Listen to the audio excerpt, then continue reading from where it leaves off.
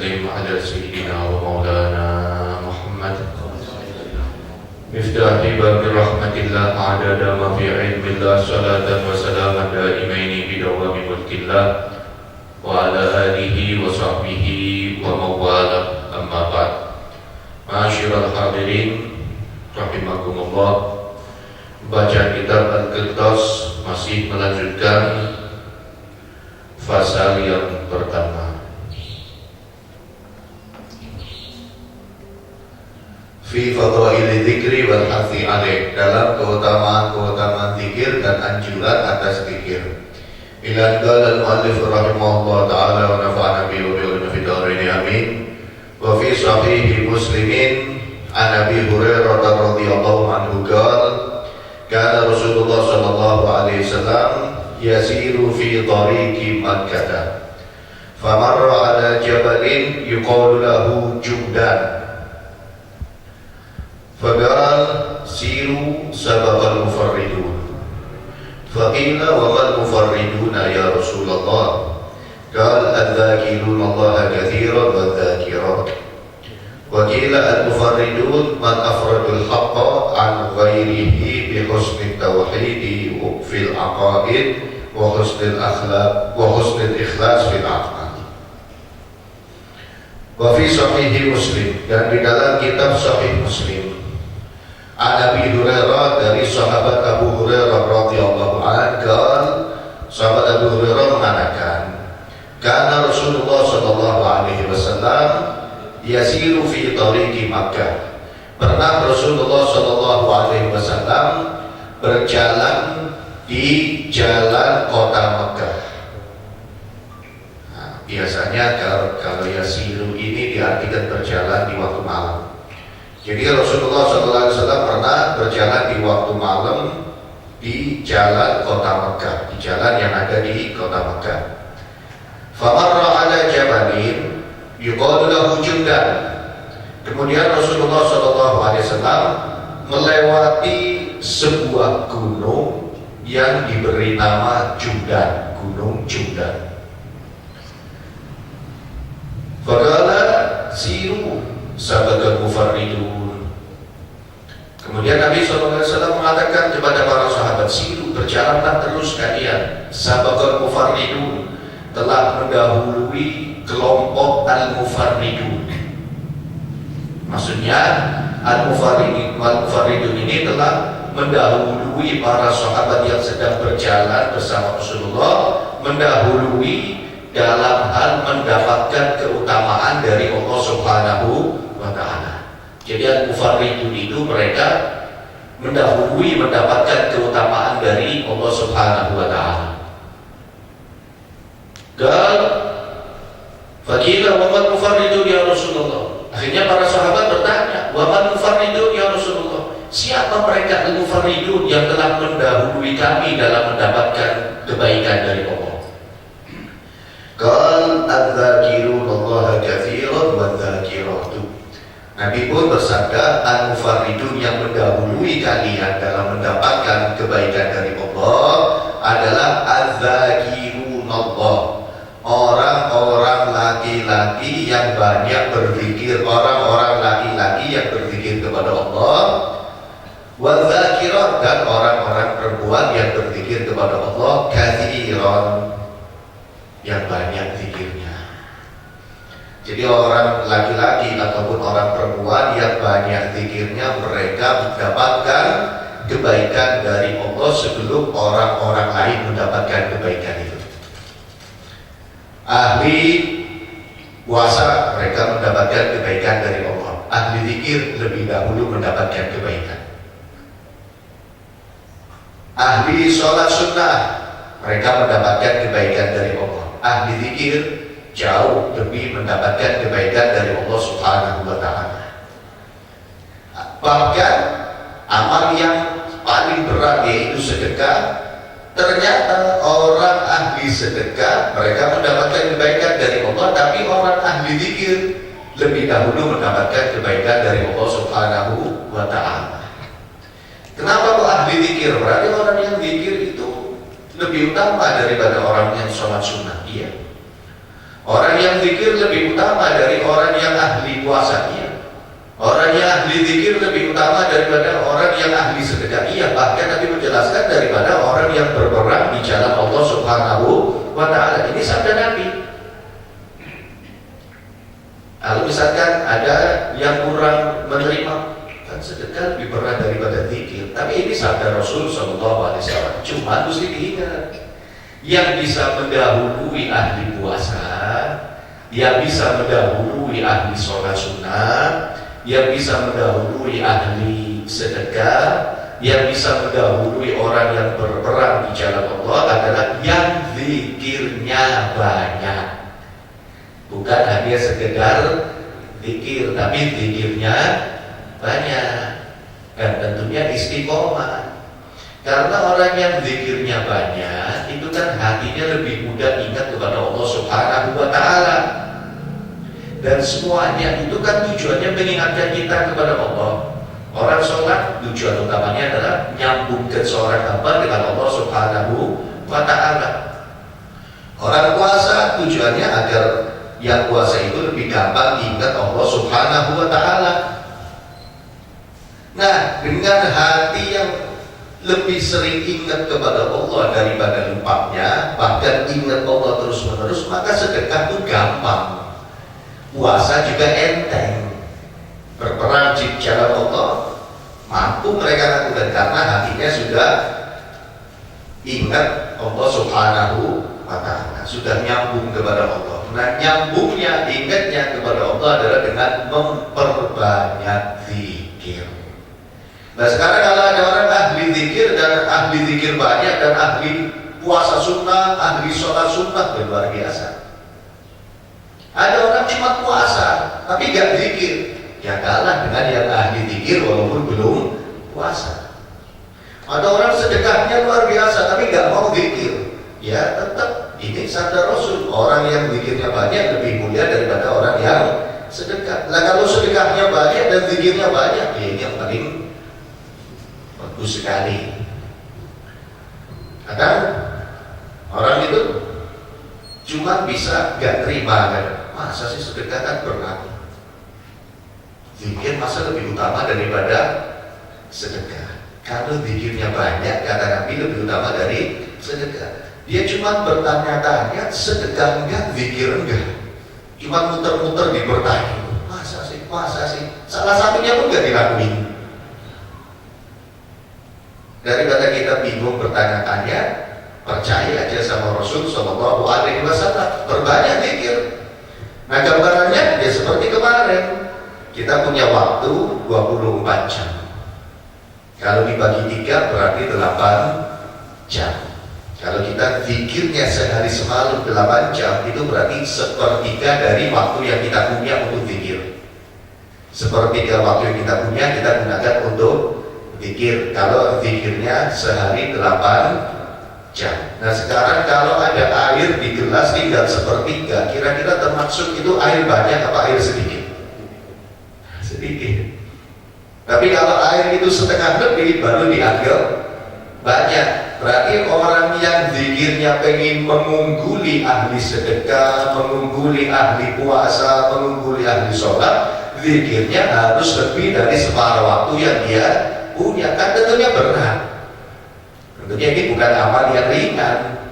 Mungkin orang suruh sedekah sehari atau bukan sehari, 1 bulan 1 juta, dipaksa-paksa mampu. Tapi kalau zikir sehari 12 jam apa mampu? Makanya kita jangan merasa hebat dulu.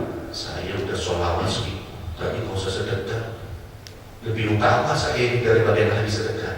Dan sholawat 1000 kalau sholat ala Muhammad paling 20 menit. Nah, berarti belum banyak zikir kita ini. Zikir kita belum banyak.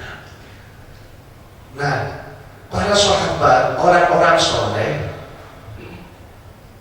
para kekasih Allah, mereka sudah masuk ke kelompok itu. Zikir dengan zikir yang banyak, karena hatinya selalu ingat kepada Allah Subhanahu wa ta'ala. Dan itu yang menyebabkan orang mendapatkan kedudukan tinggi di sisi Allah Subhanahu wa ta'ala. Sebagaimana diceritakan, ada seorang syekh mempunyai beberapa murid. Tapi ada satu murid yang paling disayang di antara murid-murid yang lain. Murid ini diistimewakan. Akhirnya murid yang lain agak cemburu.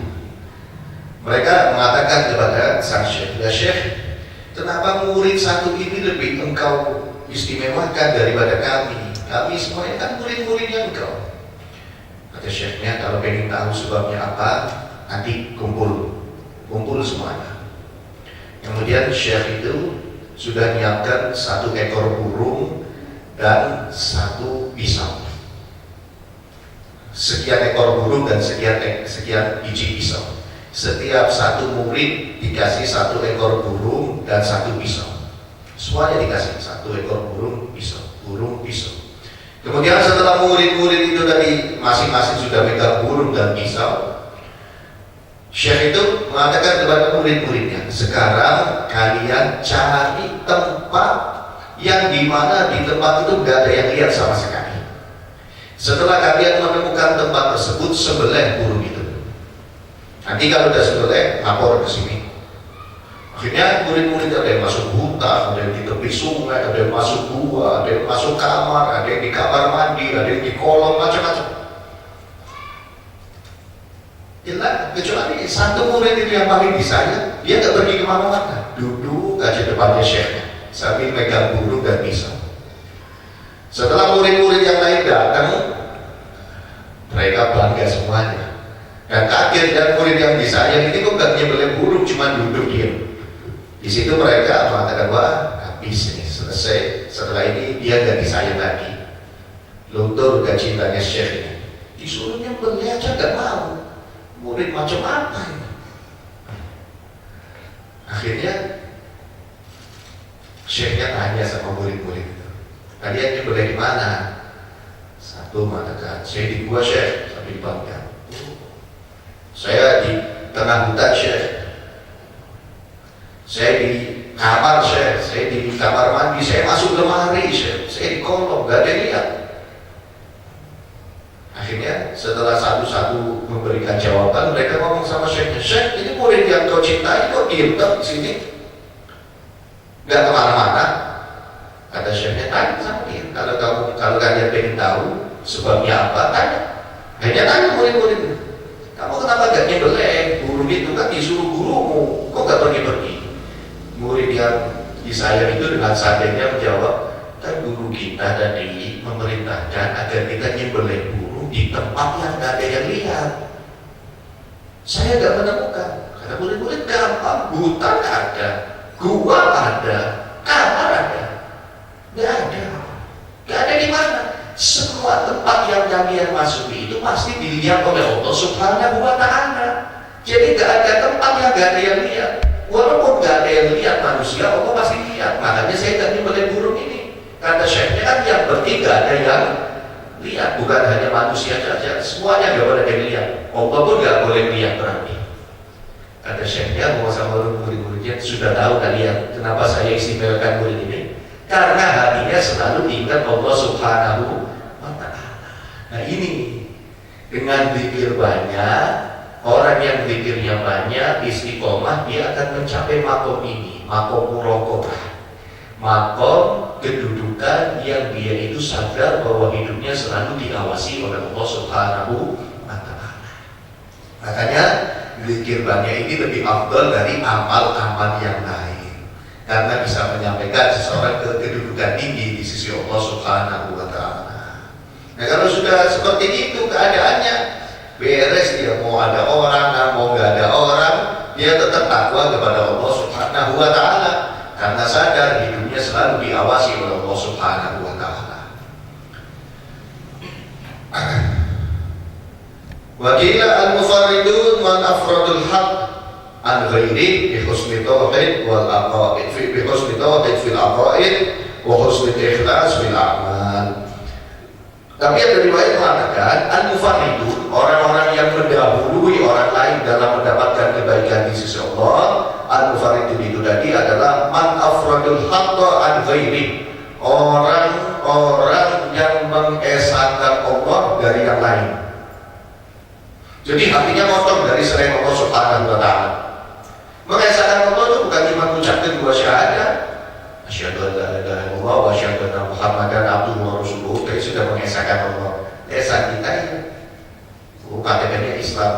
KTP kita. Iya lesan kita, tapi apakah benar hati kita ini cuma diisi dengan Allah dan kosong dari yang lain? Apa kita masih lebih sibuk mikirin rupiah daripada Allah Subhanahu wa Ta'ala? Kadang kita ini bangun aja ingatnya uang, baru tidur gak ingat Allah. Lesan sih yang ucap Bismillah, Alhamdulillah, nanti akhirnya ada mama dan nama yang nusyur. Uang tinggal berapa di dompetnya? Cukup gak ini pada hari ini ya? Wah belum bayar ini, wah belum bayar itu, wah harus ini. Padahal kan ada yang ngasih rezeki, ada yang jamin, yaitu Allah Subhanahu wa Ta'ala. Al-Mufaridun itu dalam riwayat lain Nabi menjelaskan bahwa Al-Mufaridun adalah yang hatinya itu hanya diisi Allah Subhanahu wa Ta'ala. Dengan apa mereka mengesahkan Allah? Bihusnil tauhid fil aqaid, dengan kesempurnaan tauhid di dalam akidahnya sempurna, tauhidnya sempurna. Wa husnil ikhlas fil amal, dan memperbaiki ikhlas di dalam amalnya benar-benar ikhlas murni karena Allah Subhanahu wa Ta'ala, kosong dari yang lain. Nah, ikhlas ini berat sekali, gampang diucapkan tapi sulit untuk dipraktekkan, sangat susah sekali. Mungkin kita ini sholatnya aja belum ikhlas, mungkin kita ini ninggal ibadahnya aja, ninggal maksiatnya belum ikhlas. Coba kita koreksi diri kita masing-masing dan kita jawab dalam hati kita masing-masing. Selama ini kita nggak zina karena benar-benar takut sama Allah, apa karena takut ketahuan orang lain? Coba kita tanya dan kita jawab dalam hati, nanti kalau mau tidur kita merenung. Selama ini kita ini nggak mencuri karena murni takut sama Allah, atau karena takut ketahuan, atau takut dapat balasan di dunia. Selama ini kita nggak zina benar takut kehilangan ridho Allah, apa hanya sekedar takut rezekinya mampet? Selama ini kita nggak tinggal sholat takut kehilangan ridho Allah, atau takut urusan dunianya jadi ruwet? Memang benar orang zina, orang ninggal sholat, orang judi itu ruwet dunianya. Tapi kita menghindar dari hal-hal itu, apa mentok di urusan dunia, apa karena memang murni takut kehilangan ridho Allah? Nggak karena urusan dunia. Kalau ikhlas itu nggak ada urusan dunia sama sekali. Urusannya karena Allah Subhanahu wa Ta'ala. Kenapa gak zina? Takut saya, takut kehilangan murka Allah. Kenapa kamu sholat? Waduh. Kenapa zina? Takut kena murka Allah. Kenapa kok kamu sholat? Kalau nggak sholat nanti nggak mendapatkan ridho Allah. Urusan dunia urusannya Allah Subhanahu wa Ta'ala. Itu ikhlas. Tapi rahmat Allah untuk umat Nabi Muhammad SAW itu ikhlasnya amat dilihat dari pertama niat. Jadi kita kalau mau ibadah, mau sholat, mau ngaji seperti ini, terus mau mulai zikir misalkan, mau mulai baca Quran, itu koreksi niatnya dulu sebelum melangkah. Kalau kita menemukan niat yang kurang baik, perbaiki niatnya, jangan ditinggal amalnya, tapi perbaiki niatnya. Contoh misalkan kita selama ini ngaji karena apa? Saya ingin nyari ilmu biar selama dunia akhirat ikhlas praktik. Tinggal ditambah dengan niat yang baik. Apa? Kalau di jalan butuh teman mau bonceng, saya boncengin. Kalau di jalan, kalau bisa saya mau ngajak orang lain ikut ngaji juga. Kalau di jalan ada orang butuh pertolongan, saya bantu. Ternyata nggak ada itu semua, dapat pahala niat. Kalau seandainya kita berangkat ngaji, ternyata niatnya kurang baik, maaf ya dibesarkan. Kenapa kok ngaji? Dan ibadah di rumah sumpah. Berarti ini niat yang masih kurang baik. Terus bagaimana? Ganti. Nanti kalau diganti langsung dapat pahala dari Allah Subhanahu wa Ta'ala. Ganti, dan nanti minggu depannya lagi atau di majelis-majelis yang lain yang kita mau hadiri, di kiai-kiai, di syekh-syekh kita mau hadiri, langsung tancapkan niat yang baik sebelum berangkat. Ya Allah, saya niat mau saya amalkan ilmunya biar saya selamat dunia akhirat. Ini berarti ikhlas. Ternyata di jalan ada yang muji. Misalkan ini, Masya Allah, istiqomah ya dengan sekarang ngaji ingat, luar biasa hebat. Terus kepala kita besar sampai kopiahnya mau lepas. Sakit bangga dirinya. Itu yang pertamanya nggak ingat. Itu yang pertamanya nggak ingat. Ini diantara rahmat Allah untuk umat Nabi Muhammad SAW. Makanya sebelum kita melangkah untuk ibadah, koreksi niat. Koreksi niat. Beda kalau dari awalnya udah jelek, tengah-tengah berubah, wah, itu nggak fungsi. Itu nggak fungsi. Makanya mulai majelis-majelis berikutnya, baik di sini atau di tempat yang lain kita mau hadir, kita mau ngamalkan amal yang lain, sholat jamaah, baca Quran, wirid, apapun mau sedekah, sebelum kita melakukannya koreksi niat. Mau ngaji niatnya biar dipuji misalnya, biar dikatain hebat saya ini. Ternyata nggak ada yang puji. Di tengah jalan dia baru ngomong, ya ikhlas saya walaupun nggak puji, nggak ada pahalanya, nggak ada pahalanya. Siapapun itu, mau yang ngaji, mau ustadznya, mau syekhnya, berangkat majelis yang dikasih amplop, ternyata gak dapat, baru dia ngomong ikhlas saja, hilang gitu. Dari awal kan niatnya mau ada rezeki, gak ada rezeki, saya niat ngaji, hadir majelis, dapat barokah, kalau bisa nyebarkan ilmu, mudah-mudahan ilmunya manfaat. Ternyata ada rezeki, senang, itu manusiawi. Ternyata gak ada rezeki, dapat pahala di sisi Allah Subhanahu wa Ta'ala. Makanya biar kita masuk al-mufarridun, orang-orang mufarrid itu orang-orang khusus itu tadi, orang-orang yang benar-benar mengesahkan Allah. Pertama, tauhidnya kita yang dasar-dasar itu harus kita pelajari dan harus kita pahami. Kemudian ikhlaslah dalam beramal. Hanya niat, hanya mengharap balasan dari Allah. Itu ikhlas. Itu ikhlas.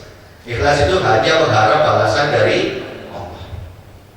Walaupun banyak para ulama di antara Imam Gunur mengatakan tandanya orang ikhlas itu 3. Pertama, hanya mengharap balasan dari Allah. Yang kedua, dia lupa amal-amal yang sudah terlewat. Yang ketiga, gak pengaruh antara pujian dan celaan. Yang penting satu ini, hanya mengharap balasan dari Allah. Selamat kita insya Allah. Kalau bisa 2, 3 kita lakukan, ya sempurna. Amal yang udah lewat kita lupakan. Tapi kalau dosa jangan dilupain, biar kita tobat. Bukan biar putus asa, tapi biar tobat. Ya Allah, saya dulu sering ninggal sholat, gak mau lagi saya ninggal sholat. Ya Allah, saya minta kepada Engkau biar saya istiqomah sholatnya. Ya Allah, saya dulu ini sering maksiat, saya minta kepada Engkau ya Allah biar gak lagi maksiat. Jangan dibanggakan. Orang ini semua punya masa lalu. Orang ini semua punya masa lalu. Bahkan kadang dari masa lalu itu tadi, karena tobat Allah angkat derajatnya setinggi-tingginya. Tapi masa lalu yang kelam kita jangan diceritakan ke orang lain, apalagi dengan perasaan bangga. Ini berarti kita tobatnya belum benar-benar. Saya dulu waktu masih muda, sebelum potong gak pengaruh. Oh sekarang sudah tobat, gak bisa. Udah yang udah, simpan, jangan diceritakan ke yang lain. Kalau kita malu kan mestinya gak cerita-cerita. Saya dulu waktu di kota, kalau malam sehari dapat 2 juta. Udah, ya udah. Biar hanya kita dan Allah yang tahu gitu. Saya dulu setiap pasang pasti keluar, saya punya ilmunya. Terus sekarang nggak mau pasang lagi saya. Tapi kalau ada yang mau belajar, ya saya kasih ilmunya.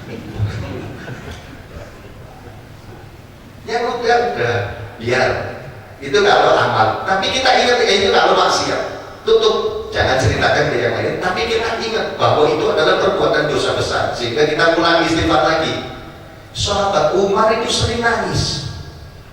Yang terkenal gagah, perkasa, pemberani, itu sering nangis. Ditanya sama sahabat yang lain, wahai Umar, kenapa engkau sering nangis? Aku teringat dosa-dosaku waktu aku belum masuk Islam. Para sahabat yang lain mengatakan, wahai Umar, ketika engkau belum masuk Islam, engkau melakukan dosa karena gak tahu hukum. Sekarang engkau sudah masuk Islam, sudah dihapus sama Allah. Iya, tapi saya tetap malu sama Allah. Karena walaupun dihapuskan, Allah pernah lihat saya maksiat. Walaupun dihapus, Allah pernah lihat saya maksiat, saya malu sama Allah. Itu sahabat Allah. Kalau ibadah kita lupain, jangan diingat-ingat, nanti malas nambah.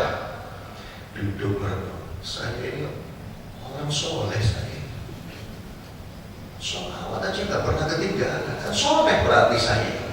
Berapa sholawatnya? 10 pagi, 10 kali. Saya ini dermawan saya. Setiap hari saya ini sedekah.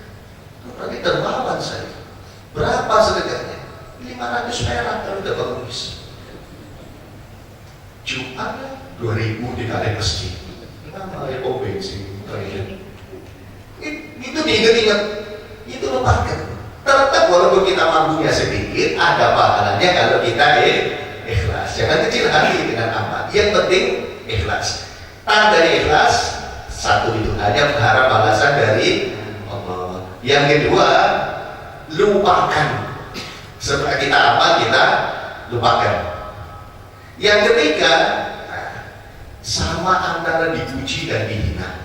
Karena kita belum mampu yang ketiga, yang penting yang pertamanya ikhlas. Di tengah jalan dipuji, kemudian hati kita bangga, tetap yang dilihat niat yang pertama. Kalau tingkatan tinggi ini yang ketiga mau dipuji, mau enggak, tetap jalan. Cuman kita harus punya yang ketiga kapan? Di saat kita lagi istiqomah ibadah, kemudian ada yang mencela, jangan sampai kita berhenti. Jangan sampai kita berhenti. Apa? Sholat apa? Tentang udah tua baru sholat, percuma sholat. Dulu juga dosanya banyak. Terus kita sakit hati, udah nggak mau sholat. Nah, berarti selama ini kita belum ikhlas benar-benar. Kalau ikhlas mau dipuji, mau dihina, tetap istiqomah. Itu adalah al-mufarridun, orang-orang yang punya sifat khusus yang mendahului orang-orang yang lainnya. Jadi ahli dzikir, tauhidnya paham, kemudian ikhlas dalam beramal. Wa fi kalamil Imam Ali bin Abi Thalib karramallahu wajhah. Ya Gumail,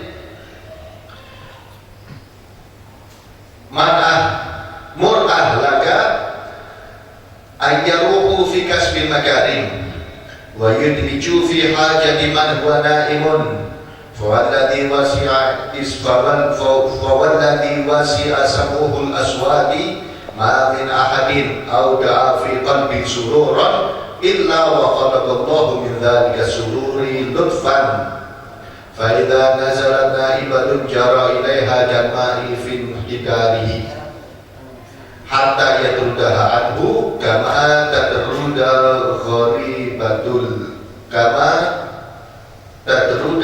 gharibatul al-ibilah.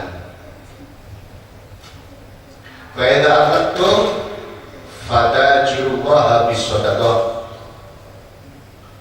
Wa qad alimna anna dzikrallahi afdalu min hadza. Dan dari perkataannya Imam Ali dan dalam perkataannya Imam Ali bin Abi Thalib radhiyallahu anhu, ya Gumail, mur ahlak ayyaruhu fi kasbil halal. Wahai Gumail, ini sahabat Ali mengatakan kepada seseorang yang bernama Gumail, ya Gumail, mur ahlak ayyaruhu fi kasbil halal. Wahai Gumail, perintahkanlah keluarga kalian untuk pergi dalam mencari harta yang halal. Sahabat Ali pun memerintahkan seseorang agar keluarganya semangat dalam mencari harta yang halal. Wa yadriju fi hajati man huwa naimun, dan selalu berusaha untuk memenuhi hajatnya orang yang lagi tidur. Maksudnya, kalau kita tahu ada orang lagi punya hajat, kita usahakan hajatnya biar berhasil, walaupun orangnya nggak tahu. Fawalladzi wasi'a samuhul aswat, dan demi zat yang pendengarannya ini bisa mendengar semua suara. Ma min ahadin auda'a fi qalbin surura, tidak ada satu orang pun yang menitipkan dalam sebuah hati rasa bahagia, illa wa khalaqallahu min dzalika sururi lutfan, kecuali Allah akan menciptakan dari rasa bahagia tersebut lutfan, kasih sayang lemah lembut. Kita bikin senang orang, dan kita menitipkan rasa bahagia ke hatinya orang itu. Dari mulai kita bikin orang itu senang, saat itu juga Allah menciptakan lemah lembutnya untuk kita. Fa'idha nazalat na'ibatun, ketika datang sebuah musibah, kesusahan, jara ilaiha kalma fin hidari, maka lemah lembut yang diciptakan Allah itu tadi akan melelehkan musibah itu seperti lelehnya air. Orang yang sering bikin senang orang lain, ketika musibah, ketika dia tertimpa musibah, gampang dapat jalan keluarnya. Musibahnya hilang, luntur, leleh. Dari mana lelehnya? Barokah dia bikin senang orang lain. Allah ciptakan lemah lembut, yang lemah lembut tadi akan menyiram musibah kita. Makanya sering bikin senang orang, jangan sering bikin susah. Kalau sering bikin susah, giliran ada musibah tambah susah. Dan tidak perlu mengharap orang lain yang bikin senang kita. Allah yang akan bikin senang kita. Bikin aja orang lain senang, kita akan dibahagiakan oleh Allah Subhanahu wa Ta'ala. Apalagi kalau menurut para ilmuwan sekarang, ilmu para ahli jiwa, para ahli peneliti, mereka selalu mengatakan, dan ini ajaran Rasul sebenarnya, ini ajaran Islam, ini ajaran Allah Subhanahu wa Ta'ala. Mereka mengatakan dunia ini bulan, kita melempar sesuatu pasti akan kembali ke kita. Kita melempar kebahagiaan, pasti kebahagiaan itu akan kembali kepada kita tanpa kita minta orang itu untuk mengembalikan kebahagiaan. Makanya kalau nyumbang atau apa itu jangan mengharap orang itu balik nyumbang. Udah nanti Allah yang ganti. Kalau kita nyumbang terus minta dicatat biar diganti, itu namanya bukan nyumbang, itu namanya minjemin, beda lagi. Catat ya, beras 1 ton. Nanti kalau waktunya saya ambil beras. Itu nitip namanya. Nggak jadi nitip sama orang, nitip sama makhluk. Ternyata yang dititipnya orang yang meninggal, di manusia nggak tahu. Jadi masalah lagi. Udah pasrah. Allah pasti ganti, nggak mungkin nggak diganti karena ada catatan yang nggak mungkin terhapus kalau di sisi Allah Subhanahu wa Ta'ala.